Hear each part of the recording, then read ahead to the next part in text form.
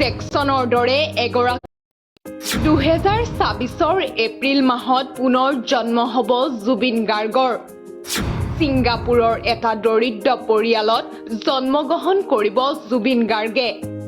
Michael জেকসনৰ দৰে এগৰাকী বিশ্ববিখ্যাত পপ ছিংগাৰ হ'ব জুবিন গাৰ্গ। 4 বছৰ বয়সৰ পৰাই গীত গাব জুবিনে। 14 বছৰ বয়সত অসমলৈ আহিব জুবিন গাৰ্গ। নিজৰ সৃষ্টিৰাজি শুনি নিজৰেই প্ৰেমত পৰিব জুবিন। মহানায়কৰ মহাপ্ৰস্থানৰ পাছতেই সামাজিক মাধ্যমত বিশেষভাৱে চৰ্চিত হৈ পৰিছে এটা বিশেষ ভিডিঅ', যিটো ভিডিঅ'ত প্ৰকাশ কৰা হৈছে জুবিন গাৰ্গৰ পুনৰ জন্মৰ কথা। নতুন ৰূপত নতুন ঠাইত জন্মগ্ৰহণ কৰিব মহাশিল্পী জুবিন গাৰ্গে। পিছে এইবাৰ অসমত নহয়, ছিংগাপুৰত জন্মগ্ৰহণ কৰিব জুবিন গাৰ্গে। ব্ৰহ্মকুমাৰী ৰুমা মেহেনে ধ্যানৰ সহায়ত লাভ কৰিছিল জুবিন গাৰ্গৰ পুনৰ জন্মৰ সন্দৰ্ভত এক বিশেষ তথ্য। সদ্য প্ৰয়াত জুবিনতকৈ পৃথক হ'ব নতুন জুবিন গাৰ্গ।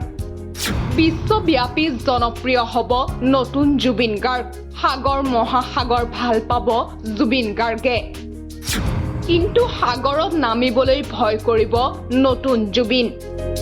লগতে ব্ৰহ্মকুমাৰী ৰুমা মেহেনে উল্লেখ কৰে যে সদ্য প্ৰয়াত জুবিন গাৰ্গৰ দৰে দানী হ'ব নতুন জুবিন। 14 বছৰ বয়সত অসমলৈ আহিব নতুন জুবিন গাৰ্গ। শুনিব নিজৰে অমৰ সৃষ্টিৰাজি। খাদ্যৰ প্ৰতি অধিক আগ্ৰহী হ'ব নতুন জুবিন গাৰ্গ। নিৰামিষ ভোজী হ'ব নতুন জুবিন।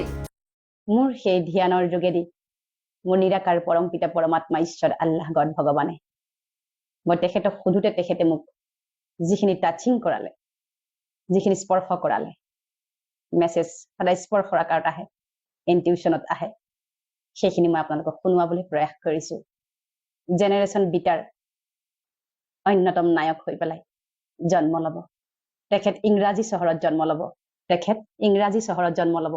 আৰু 100% চান্স আছে ছিংগাপুৰৰ কোনো দৰিদ্ৰ পৰিয়ালত জন্ম ল'ব। ধৰ্ম, শৰীৰৰ ধৰ্ম হ'ব খ্ৰীষ্টিয়ান ফেমিলিত তেখেতৰ জন্ম হ'ব। জন্মৰ তাৰিখটো মোৰ মনলৈ আহিছিল বাবে লিখি ৰাখিছোঁ। পুনৰবাৰ কওঁ, এয়া 100% সঠিক, বেসঠিক মই নাজানো, কিন্তু মোৰ ইনটিউশ্যনত যিখিনি আহিছিল মই লিখি ৰাখিছিলোঁ। 19 এপ্ৰিলৰ পৰা 19 মে'ৰ ভিতৰত 2026 চনত তেখেতৰ জন্ম হ'ব। এজন পৃথিৱী বিখ্যাত পপ ষ্টাৰ হ'ব। মাইকেল জেকসনৰ দৰে এজন অতি খ্যাত ইংৰাজী কলা সংস্কৃতি, ইংৰাজী সংগীতৰ এজন অতি খ্যাতিসম্পন্ন বিশ্ববিখ্যাত পপ ষ্টাৰ হৈ জন্ম হ'ব তেওঁ। জন্মৰ পৰা সংগীত বাদ্যযন্ত্ৰৰ প্ৰতি সাংঘাতিক আকৰ্ষণ থাকিব। 4 বছৰ মানৰ পৰা প্ৰসিদ্ধ হ'বলৈ আৰম্ভ কৰিব আৰু 13 বছৰ বয়সৰ পৰা পৃথিৱীত তেখেতৰ পৃথিৱী বিখ্যাত হৈ পৰিব। 13 বছৰ বয়সৰ পৰা তেখেতৰ যিটো বেণ্ড হ'ব, সেই বেণ্ড ৱৰ্ল্ড মিউজিকেল বেণ্ড হিচাপে জনাজাত হ'ব। ওৱান অফ দ্য বিগেষ্ট বেণ্ডছৰ ভিতৰত এটা বেণ্ড হ'ব। আৰু তেওঁ 14 বছৰ বয়সৰ পৰা সেই মিউজিকেল বেণ্ডটো লৈ সমগ্ৰ পৃথিৱী ৱৰ্ল্ড টুৰ কৰিব। ভাৰতবৰ্ষৰ কৃষ্টি সংস্কৃতিয়ে তেওঁক সকলো সময়তে আকৰ্ষিত কৰিব। আৰু তেখেত অসমলৈ আহিব, অসমীয়া গীতৰ ৰিচাৰ্চৰ বাবে আহিব। আৰু যেতিয়াই আহিব, যেতিয়াই জুবিন প্ৰয়াত তেখেতৰ শৰীৰে গীত গাই হৈ গৈছিল, সেই গীতবোৰ শুনিলে তেওঁ ভাবুক হ'ব আৰু তেওঁ নিজেও এজন জুবিন ফেন হৈ পৰিব। আৰু তেওঁ জেনেৰেশ্যন বিটাৰ এক অন্যতম আকৰ্ষণ, অদ্ভুত আকৰ্ষণ হ'ব। এজন ফিলান্থ্ৰপি হ'ব, দানী হ'ব, দাতা হ'ব, হিউমেটেৰিয়ান হ'ব, পৰম পুণ্য পবিত্ৰ আত্মা, মানৱ দৰদী আত্মা, যাৰ হৃদয় পৃথিৱীৰ দৰে বহল। প্ৰতিজন আত্মাৰ প্ৰতি তেওঁ সদাশীল হ'ব, বিনয়ী হ'ব। সেই নিৰ্মাণকাৰী শিশু সুলভতা থকা আত্মাই বিশ্বত এইবাৰ কেৱল আমাৰ ভাৰতবৰ্ষতে নহয়, বিশ্বত তেওঁ এবাৰ জিলিকি উঠিব আৰু সেই আত্মাৰ জন্ম হ'ব 9 মাহৰ পিছতে যেতিয়া পুণ্য আত্মাৰ মৃত্যু বা জন্ম হয় পুষ্পবৃষ্টি হয় শিলাবৃষ্টিও হয় তেখেতৰ যিদিনাখন জন্ম হ'ব পুষ্পবৃষ্টি হ'ব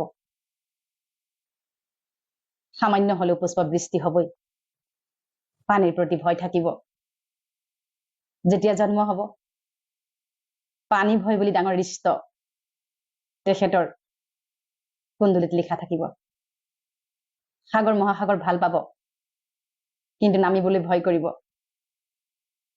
তেওঁ বেছি এয়াৰ ট্ৰেভেল কৰিব সামুদ্ৰিক ট্ৰেভেল কম কৰিব আৰু দেখা গৈছে ভেজিটেৰিয়ান হ'ব